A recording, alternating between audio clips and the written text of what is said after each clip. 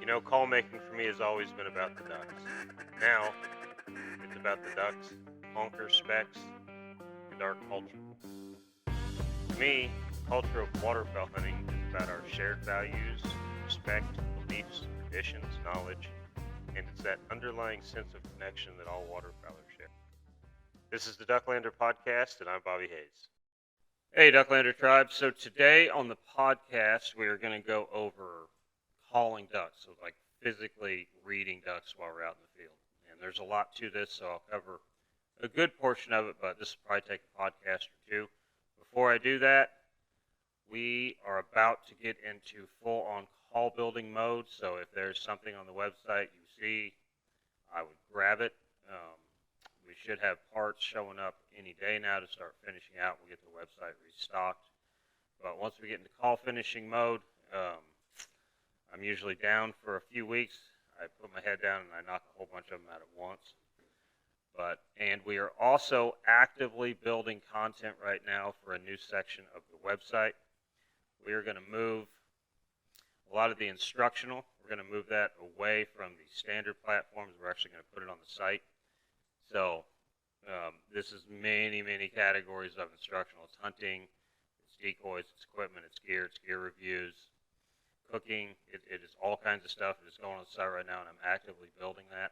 And we will get ready to release what that is pretty soon, but it should be pretty exciting. So I'm hoping to talk with many of you more personally on the website. Not particularly forum-based, but someplace where you can watch content, especially instructional content, and you can reply to me directly on the site so we can keep social media out of it. But that is what I've got in the works right now. But today on the podcast, we are going to go over reading ducks. So I'm going to leave geese out of this right now because ducks and geese vary quite a bit. So ducks are kind of their own thing, geese are kind of their own thing, and specs are an entirely other thing. So for our purposes today, we're going to talk about calling ducks out in the field. And I've got a few rules that I live by on calling ducks, reading ducks, but on any given day, these can just go totally out the window. So you want to take these as maybe a basis point that you could maybe incorporate into your calling. And like I always say, I could be wrong, but this is just how I do it. So I'm going to share that with you today. So I believe the correct amount of calling is the least amount of calling. So whatever the minimum amount of calling you need to do that day to finish birds is usually the correct amount. Usually calling past that point only hinders your hunt. So it gives away your hide and it allows more area for you to make mistakes in. So one of my just rules to live by that I use is the correct amount of calling is the least amount of calling. So that is just defined by however much calling it takes to finish a bird. Some days it's very little, some days it's a whole lot. But whatever that is, to me, is the correct amount. The second rule, and this is pretty easy to grasp once you kind of put it together. Talking to a duck while you're hunting is very similar to talking to a person, in my opinion. You want your emotion and your inflection onto the sound you're making to be very similar to just a regular conversation. Like right now, if I just started yelling, y'all would wonder what the hell's wrong with you. So you can say the same thing with the duck call. If you just are loud for no reason, it's just out of place. And animals don't particularly communicate that way. We don't communicate that way.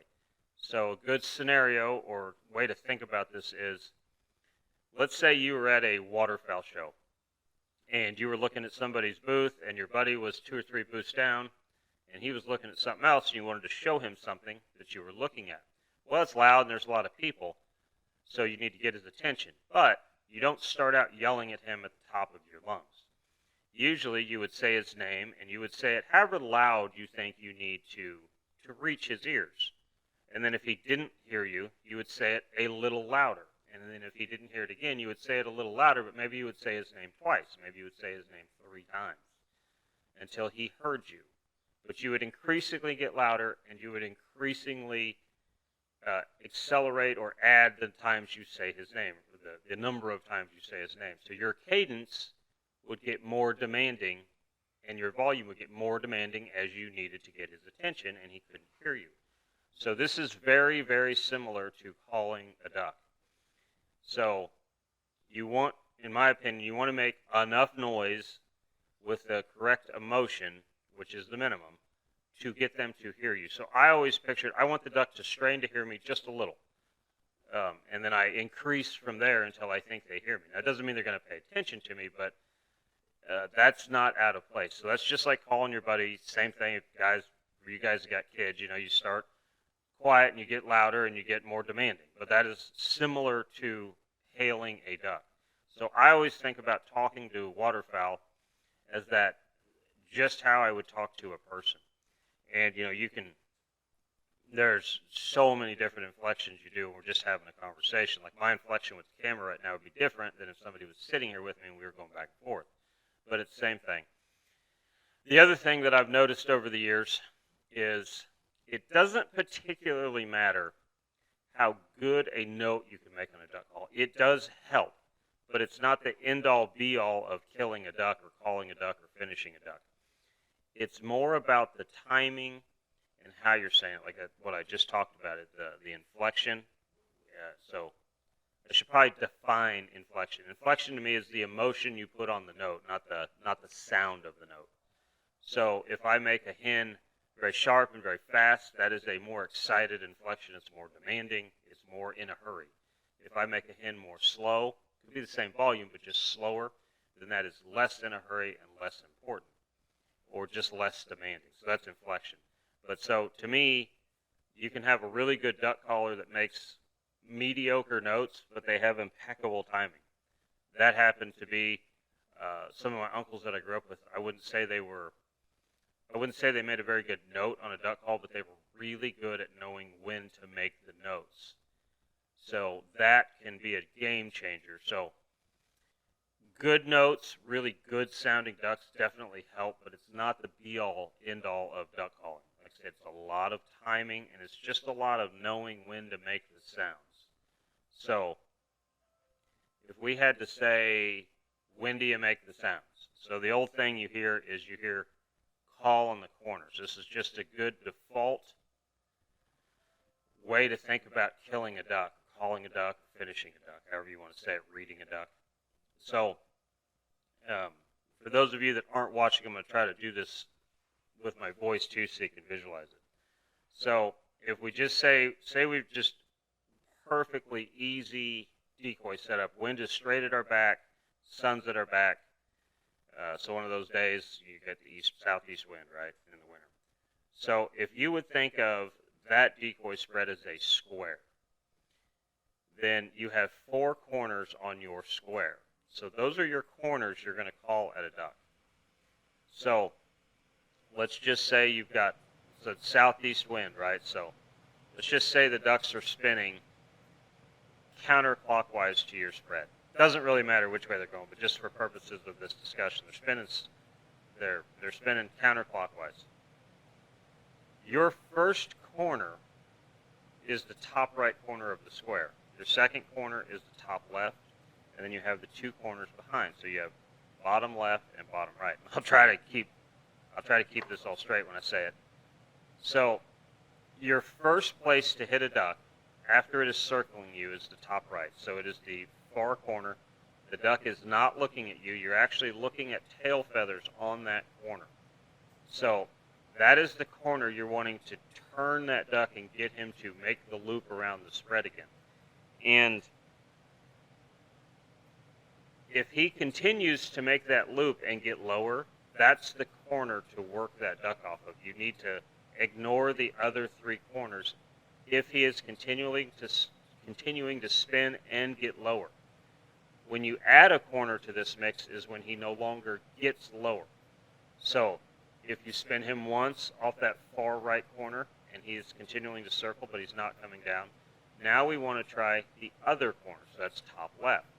That corner's a little trickier because that duck is now coming at you and now he can see you a little bit.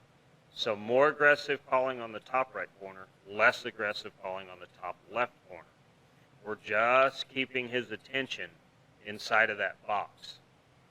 And we just keep repeating until we get a reaction we want. So we have top right is where we start, top left is where we continue.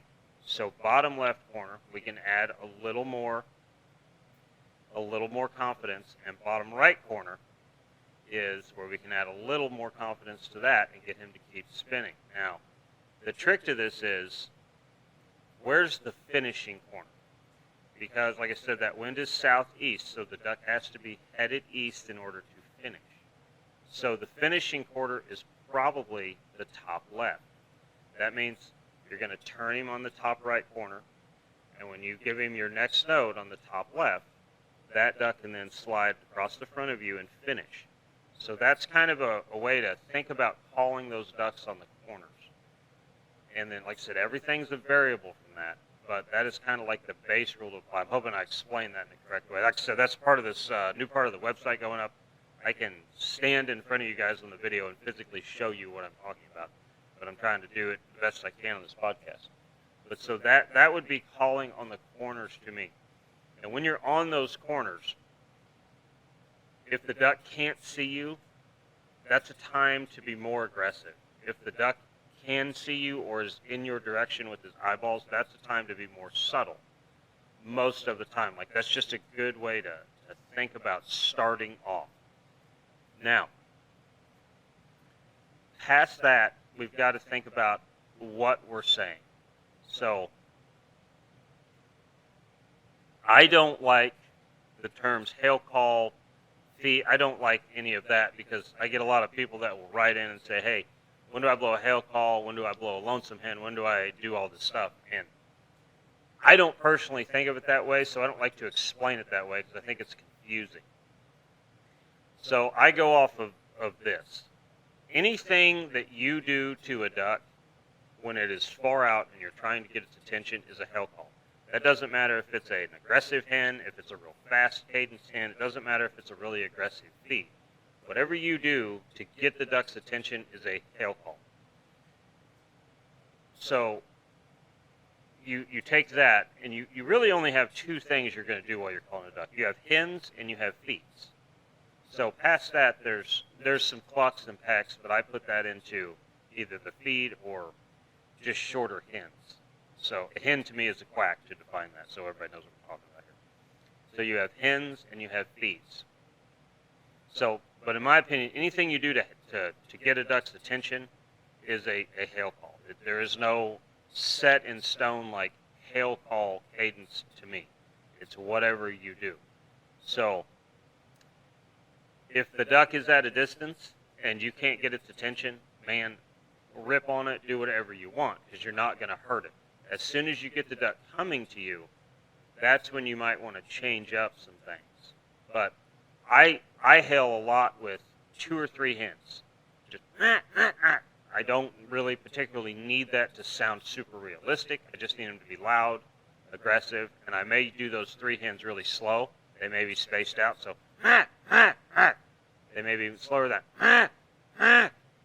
They may just be 3 loud, aggressive hens that are very distinct. I may run those hens together and do them really fast. I may hail at a duck with just a really aggressive feed. It may just be chatter. I may not even throw hens in it, because all I'm trying to do is get their attention. I'm not trying to sound like a duck at that point in time. I just want attention. And then as the ducks get closer and I start hitting them on corners, that's when I try to sound more like a duck or more real. That's when I want the calling to become as real as I can make it. This is when calling skill, like the actual ability to run a duck call, can affect how good your hunt is for that day. Because somebody that can make some really realistic hens and feeds does have an advantage over somebody that just has timing. But you can kill them with just timing. So the other thing you can really think about when you're working birds, like I said, there is so much to this. My God, I could do 4-hour podcast on this. So this is just a real, let's say, a basic way to look at this in general. Or a basic way I look at this in general. If I'm on a pond and they're loafing in that pond, well, they're just not going to be super aggressive at that point of their day. They're not particularly fighting with each other. They're just going down and loafing. So that's not always the place to be the most aggressive. So I generally start out less aggressive on that scenario. and see what they respond to. Maybe that day they want to be super aggressive, but I start with what the situation dictates. If I'm in a cornfield and it's a feeding frenzy, well, then I'm going to start aggressive and go from there. But so I try to let the cadence, the inflections, the emotion I'm putting into the call, it's kind of dictated by what we're hunting, where we're hunting. Now this can change a little bit if you're on private ground, if you're on public ground, depending on how many people around you. But anymore, you can have just about as many people around you on private as you can public. But more people you get, generally the more aggressive you get with your calling if you're a good caller, because you can start taking birds. But that's a whole nother topic.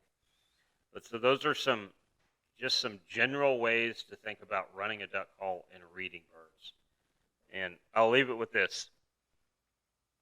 You can generally tell if you're really paying attention to the birds, to the ducks, when you're calling them. If you mess up, you can generally tell the second that you have messed that up.